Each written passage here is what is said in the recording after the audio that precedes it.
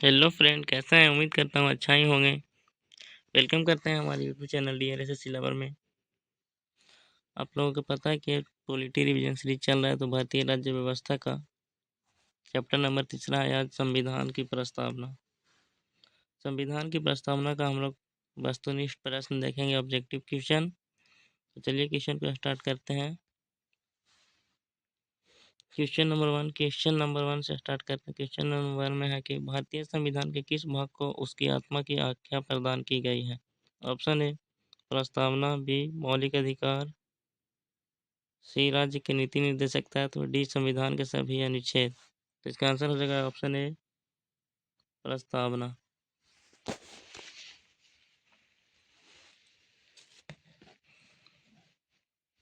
अगला क्वेश्चन की ओर चलते हैं। क्वेश्चन नंबर 2 कहता है कि संविधान निर्माताओं ने किस पर विशेष ध्यान दिया था? ऑप्शन ए प्रस्तावना पर, बी मूल कर्तव्य पर, सी मौलिक अधिकार पर, डी नीति निर्देशक तत्व पर। तो इसका आंसर हो जाएगा ऑप्शन ए प्रस्तावना पर। अगले क्वेश्चन नंबर 3 की ओर चलते हैं। क्वेश्चन नंबर 3 कहता है कि भारत में जनप्रिय संप्रभुता है क्योंकि भारत के संविधान की प्रस्तावना शुरू होते हैं इन शब्दों से।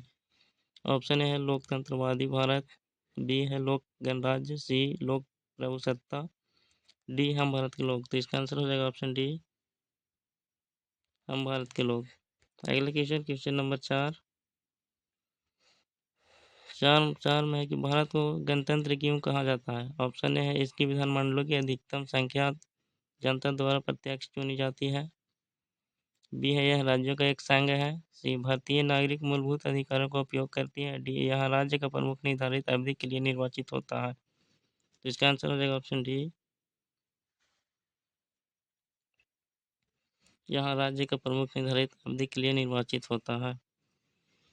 अगला क्वेश्चन नंबर 5 की ओर चलते हैं। 5 कहता है कि भारत एक है, यानी भारत है एक।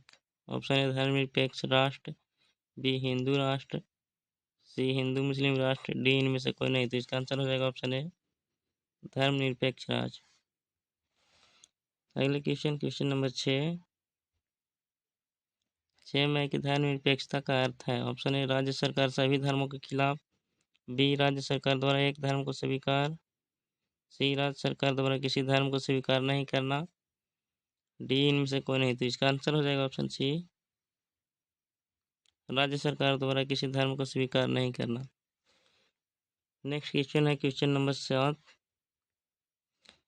यानी 7 कहता है कि भारत एक धर्मनिरपेक्ष राज्य है। इसका मतलब है कि भारतीय राज्य ऑप्शन ए धर्म विरोधी नागरिकों का समर्थन करता है, ऑप्शन बी बहुसंख्यक समुदाय के धर्म का समर्थन करता है, सी अल्पसंख्यक समुदाय के धर्म का समर्थन करता है, डी किसी निश्चित धर्म का समर्थन नहीं करता है।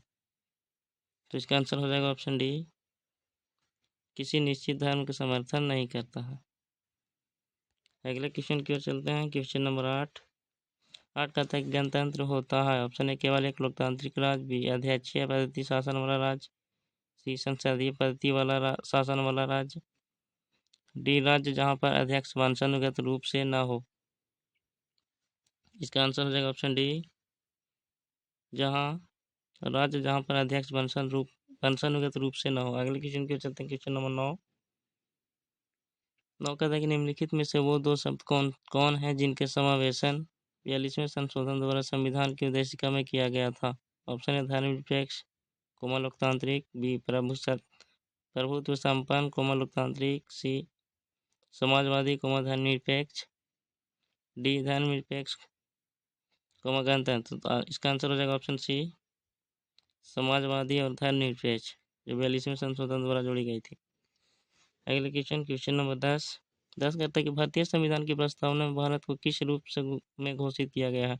ऑप्शन ए यह एक सार्वभौम या प्रजातांत्रिक गणतंत्र, ऑप्शन बी एक समाजवादी प्रजातांत्रिक गणतंत्र, ऑप्शन सी एक प्रभुत्व संपन्न समाजवादी धर्मनिरपेक्ष प्रजातांत्रिक गणराज्य, ऑप्शन डी इनमें से कोई नहीं। तो इसका आंसर हो जाएगा ऑप्शन सी एक प्रभुत्व संपन्न समाजवादी धर्मनिरपेक्ष प्रजातांत्रिक गणराज्य। अगले क्वेश्चन नंबर 11 की ओर चलते हैं। क्वेश्चन नंबर 11 कहता है कि भारत एक गणतंत्र है। इसका अर्थ है ऑप्शन ए सभी मामलों में अंतिम अधिकार जनता के पास है, ऑप्शन बी, भारत में संसदीय शासन व्यवस्था है। ऑप्शन सी, भारत में वंशानुगत शासक नहीं है। ऑप्शन डी, भारत राज्यों का एक संघ है। इसका आंसर हो जाएगा ऑप्शन सी, भारत में वंशानुगत शासक नहीं है।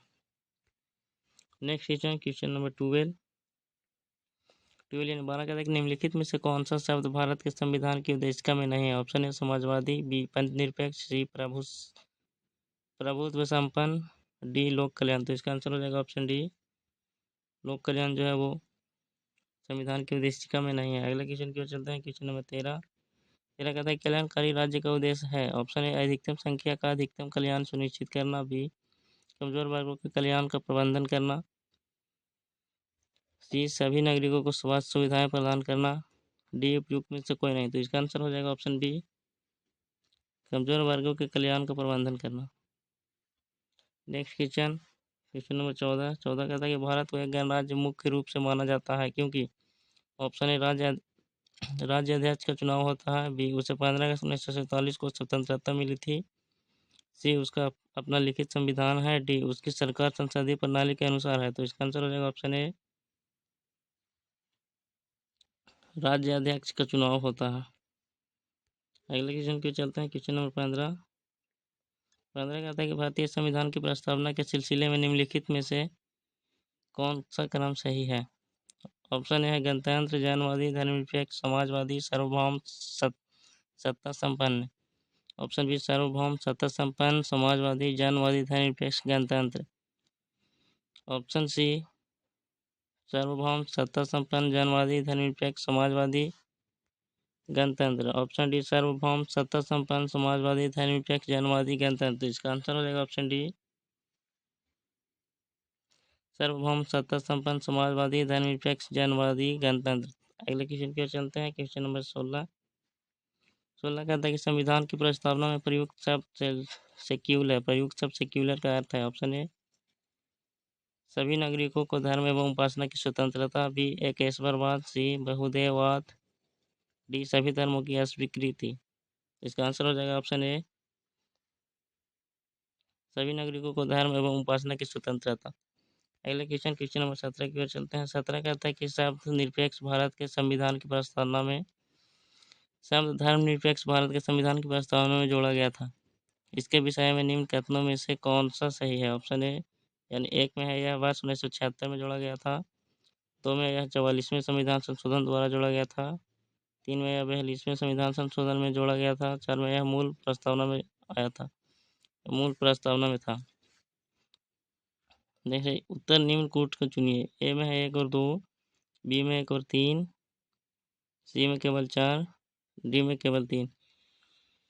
तो देखिए धर्मनिरपेक्ष भारत के संविधान की प्रस्तावना में जोड़ा गया था, तो एक में यह वर्ष 1976 में जोड़ा गया था, ये सही है। यह 44वें संविधान संशोधन में जोड़ा गया था, यह गलत है।